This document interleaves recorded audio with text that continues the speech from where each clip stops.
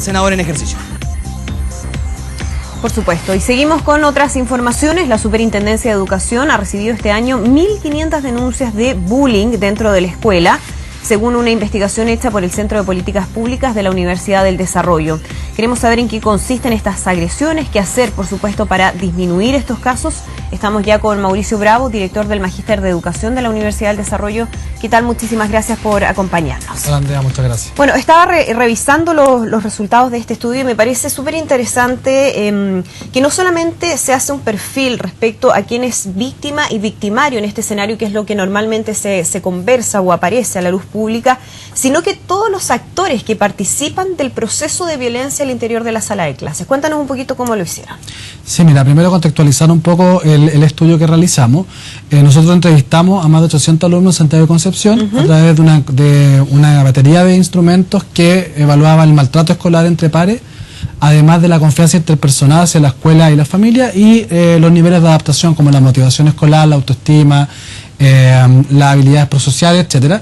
Y lo que buscamos es hacer estas relaciones para poder explicar entonces el fenómeno del bullying.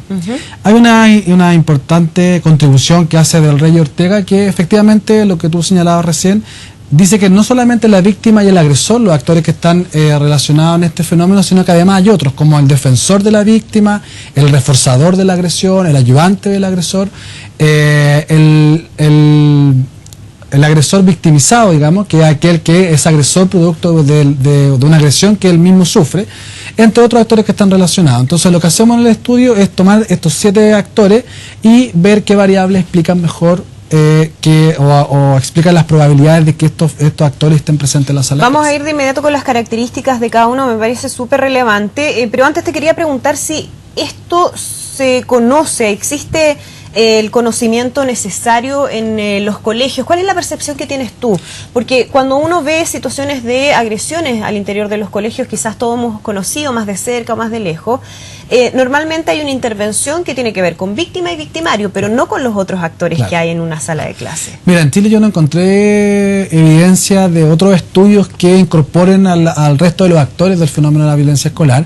Sí hay una evidencia empírica en España principalmente sobre estos otros actores, y es por eso que lo original de nuestra investigación es precisamente que lo incorpora y lo describe, digamos, según las diferentes características que hacen posible que ellos estén presentes. Vamos viendo algunas de las características porque curiosamente quizás a algunos les llamará la atención que la víctima y el victimario tienen muchas cosas en común. Claro. Por ejemplo, la falta de confianza o la desconfianza en las familias y en las instituciones donde se encuentra estudiando, que es un tema que debiera preocupar.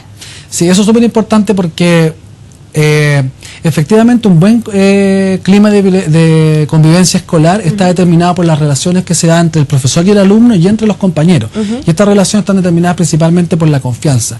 Ya la UNESCO el año 2009 establece que si las escuelas quieren disminuir la violencia escolar, deben entonces fomentar la confianza entre los compañeros y entre los padres y apoderados. Y por otra parte, Guzmán y Dusayán, que son investigadores académicos de la Facultad de Gobierno de nuestra universidad, ellos también hacen un análisis desde la teoría del capital social y establecen que la cooperación y los ambientes más confortables están relacionados directamente con el nivel de confianza que existe en las distintas comunidades.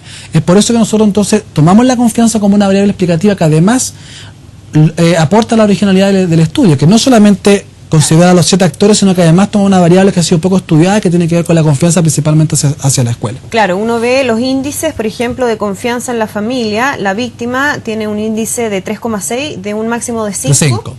Y el agresor de 3,5, prácticamente lo mismo. Ahí hay diferencias respecto al tema de la autoestima, ¿o no? Sí, principalmente la víctima tiene más bajos niveles de autoestima.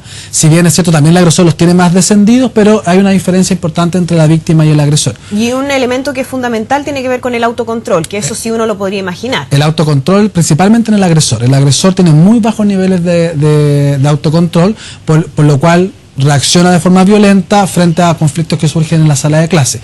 Y también, también tiene baja confianza en la escuela. Y principalmente ambos, víctima y agresor, tienen baja confianza en la escuela, y eso hace que este círculo del silencio se mantenga por mucho tiempo. Y es por eso que la víctima puede pasar meses, años, digamos, sufriendo de violencia escolar y no lo dice. ¿Qué pasa en términos de la relación de la víctima con la familia? Porque uno podría entender que efectivamente el chico, la chica que es maltratado, no crea y no tenga confianza en el colegio donde estudia porque no le ha dado el resguardo necesario para que pueda estar tranquilo. Pero ¿qué pasa con la familia también en ese sentido? Bueno, la familia es determinante en el fenómeno de la violencia escolar. O sea, ¿por qué no se atreven a hablar con la familia? Claro. Bueno, generalmente también es por cómo está estructurada esa familia, ¿cierto? A veces hay problemas internos, problemas incluso de violencia familiar o de una forma de administrar la familia de poco democrática, más autoritaria, donde tal vez la violencia también está presente verbal o psicológicamente. Entonces, en ese contexto, el alumno, el víctima, además no cuenta con esa red de apoyo que es la familia para poder contar lo que le pasa, o muchas veces no confía en que la familia le va a creer que está siendo víctima de bullying. ¿Quiénes son normalmente los niños que son víctimas de bullying? ¿Hay un perfil en términos de cuáles son las características de los papás, el ambiente en el que se mueve? Bueno, generalmente el niño es una persona con una autoestima muy baja, aislado, con actitudes prosociales o acciones prosociales muy bajas. Es una persona que no trabaja en equipo, muy aislado, ¿cierto? Con baja autoestima, con bajas expectativas de sí mismo, con baja confianza en sí mismo y también en sus compañeros y en su escuela, digamos. Y respecto de la familia, bueno, finalmente también familias que conversan poco, que no le dan espacios para que él pueda contar lo que le pasa. Y finalmente todo esto hace que el círculo vicioso, digamos, de la violencia escolar y del silencio finalmente perdure por mucho tiempo. ¿Papás autoritarios y papás sobreprotectores? Sí, papá autoritario frente a la figura del agresor y en el caso muchas veces de la víctima, papás muy sobreprotectores. Un niño que se transforma en agresor o en victimario, ¿es necesariamente un niño que ha recibido agresiones dentro de su familia o no necesariamente? Puede ser un niño que haya siempre sido tratado con cariño, pero que tenga ciertas características que lo hagan comportarse de esa manera en el colegio. Hay varios estudios que establecen esta relación entre la violencia que sufre en el hogar y que el alumno la lleva y la traslada hacia la escuela. Y se desquita con el compañero, con un compañero más pequeño de la misma sala de clase. Hay varios estudios que han logrado establecer esta relación. Eso está presente también. Veía lo que pasa con los demás. Vamos con el testigo pasivo, que es un actor que, si bien no actúa, no agrede, de todas maneras es parte de este círculo y permite que se perpetúe. ¿Qué características tiene esta figura dentro de este círculo? Claro, dentro del fenómeno de la violencia hay testigos, ¿cierto?, que no defiendan a la víctima, tampoco agreden, ¿cierto?, y se mantienen aislados de este fenómeno. Mira, muchas veces es por la confianza en la escuela también, tiene que ver con que yo no intervengo porque no sé cómo la escuela va a reaccionar, no sé si me va a castigar a mí, claro, si va a ser ecuánime, si va a ser justo, por lo tanto el costo de oportunidad de intervenir es muy alto, entonces prefiero seguir mi camino y no inmiscuirme en estos problemas. También son personas que tienen mayor expectativa, mayor motivación al estudio, entonces frente a la motivación que tienen dicen, yo estoy por este camino, quiero por ejemplo tener un buen resultado en la PSU, entonces estoy concentrado en esto. No me voy a meter en problemas que no me corresponden, entonces yo estoy orientado a la tarea, a la meta y me alejo de todo lo que yo crea que me puede generar algún tipo de problema y que afecte finalmente la meta que yo me he propuesto. Claro. ¿Y quiénes son los estudiantes que hacen el quiebre, que logran salir de esa pasividad y salir en defensa de la víctima? Mira, los defensores de la víctima generalmente son personas que tienen un desarrollo de las habilidades prosociales muy alto, es decir, personas que muy empáticas. La empatía acá es fundamental para poder resolver problemas de violencia escolar. Y ya las traen, sea desde la familia o de la escuela que ha generado ciertos programas o estrategias para fomentar la empatía. Entonces, generalmente el defensor es una persona que tiene un alto desarrollo de la empatía, trabaja en equipo, es muy tolerante, colabora, ¿cierto? Y para eso la escuela es fundamental, porque la escuela también puede generar estrategias que fomentan la empatía y el trabajo en equipo y sobre todo la tolerancia. ¿Qué ha pasado con los colegios en el último tiempo, con las escuelas? Porque se ha hablado mucho desde hace algún tiempo hasta ahora respecto al tema de las agresiones, el maltrato, el bullying. Se ha sociabilizado más gracias a las redes sociales también. Por lo tanto, existe mayor conciencia de la que quizás existía antes. ¿Qué han hecho los colegios? ¿Se ha avanzado realmente? Y si lo han hecho, ¿han tomado las medidas adecuadas o no? En general, hay una ley de convivencia escolar que determina que todas las escuelas deben tener un reglamento de convivencia escolar con normas claras y conocidas por toda la comunidad. ¿Cuál es el principal problema que yo he detectado en la escuela? Es que este reglamento no lo conoce toda la comunidad educativa, fue hecho a puertas cerradas entre los directivos, sin socializar, sin democratizar algunas de las decisiones. Por lo tanto, el padre, el alumno, no lo conoce, por lo tanto no le cree, tampoco lo sigue. Lógico.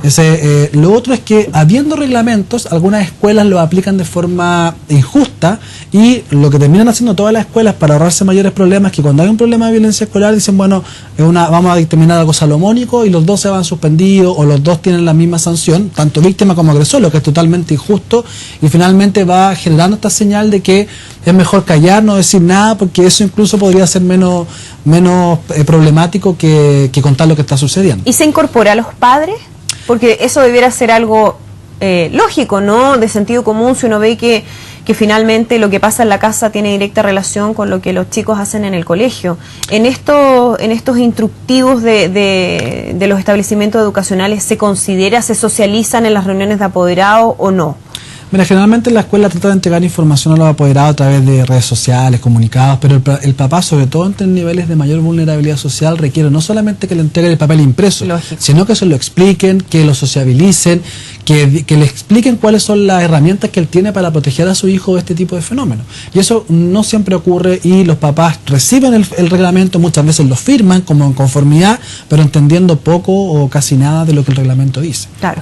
Todo esto es muy importante, no solamente porque obvio que nadie quiere que haya violencia al interior de una sala de clases, claro, pero también porque tiene directa relación de cómo son los ambientes al interior de las aulas con los resultados que se obtienen en los distintos indicadores de educación, de enseñanza. Está comprobado ya, y afortunadamente es un elemento que se ha incorporado, por ejemplo, en el CIMSE, ¿no? Sí. Está demostrado ya que a mayor calidad de convivencia son mejores los resultados de los aprendizajes de los niños. Así es. Lo que nosotros determinamos en este estudio es que en ambientes donde hay mayor convivencia escolar hay mayor motivación al estudio. Por tanto, debiese haber mejores resultados, entendiendo que la motivación al estudio es aquel alumno que está dispuesto a hacer las tareas, que se esfuerza, que trabaja, ¿cierto? Que se esfuerza por tener un buen resultado. Por lo tanto, dado que la motivación explica también la convivencia escolar, obviamente los resultados van a tener un impacto respecto de la convivencia escolar.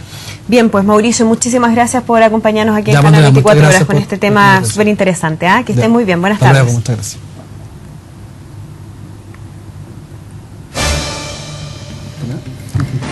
Bien, volvemos con imágenes de esta